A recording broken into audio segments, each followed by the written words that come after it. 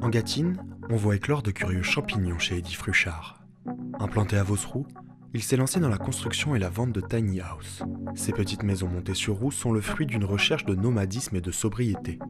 Entrepreneur engagé, Eddy nous ouvre les portes de son entreprise, Westwood Tiny. On est ici dans les ateliers de fabrication de Westwood Tiny où on fabrique des tiny house. En termes de caractéristiques, un des éléments importants, c'est que ça soit gabarit routier, c'est-à-dire qu'elle fasse 2,55 m maximum de largeur. Sinon, on part sur des convois exceptionnels. On a fait l'isolation, donc c'est un isolant en biofibre, donc qui est fabriqué en Vendée à la Cavac, et c'est une constitution de laine de chanvre, lin et coton. Le circuit court fait partie de la démarche Tiny, et c'est ce qui a séduit Amandine et Thomas. Ici, on est dans la Tiny graine de Tiny, donc d'Amandine et Thomas qui sont les heureux propriétaires et qui travaillent en fait sur le projet, qui font des tâches par eux-mêmes en autoconstruction, donc accompagnés, c'est-à-dire on les briefe en fait sur comment poser le lambris, par exemple, de toiture ou de mur. Et la particularité de cette Tiny, hormis qu'elle est sur un châssis agricole qui fait 9 mètres de long, c'est qu'également on va avoir un lit escamotable. Donc on aperçoit la structure ici qui va être en fait sur poulie. Et l'objectif, c'est de le monter et le descendre en fonction des besoins, donc de la nuit, et pour libérer un maximum d'espace dans l'espace bureau qui sera au fond. Chambre, salle de bain, salon, tout est réfléchi en amont pour valoriser l'espace au maximum. Les particuliers ne sont désormais plus les seuls à investir dans les tiny. Certaines associations et municipalités voient en cette maison une excellente alternative.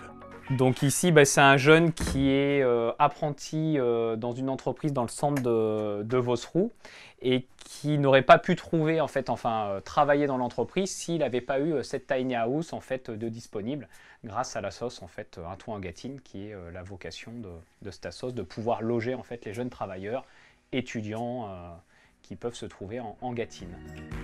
Pour Eddy, son engagement ne se limite pas à sa démarche professionnelle.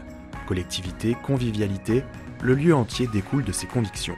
Forcément, quand on décide de construire autrement, c'est-à-dire d'avoir une autre vision de l'habitat, c'est forcément un acte politique.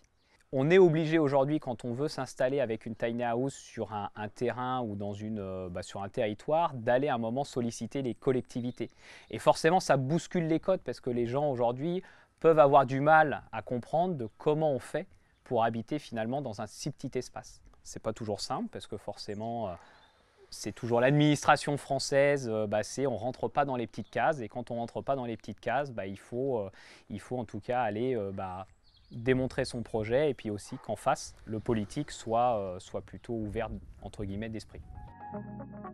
La mobilité des tiny en fait un atout majeur, mais peuvent-elles réellement être autonomes? Donc ici, on a des panneaux solaires photovoltaïques qui permettent de produire de l'électricité.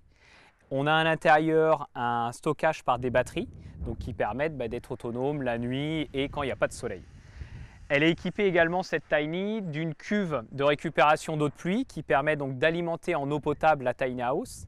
Donc ça nous permet vraiment d'installer la Tiny dans un endroit, par exemple une place de village où on n'aurait pas forcément les équipements de réseau à disponibilité. La demande de tiny house est en pleine croissance en France. Minimaliste, écologique et mobile, cette maison n'en finit pas de séduire. Chaque année, de nouvelles maisonnettes dans cet esprit voient le jour. Il en existe désormais plus de 300 sur le sol français.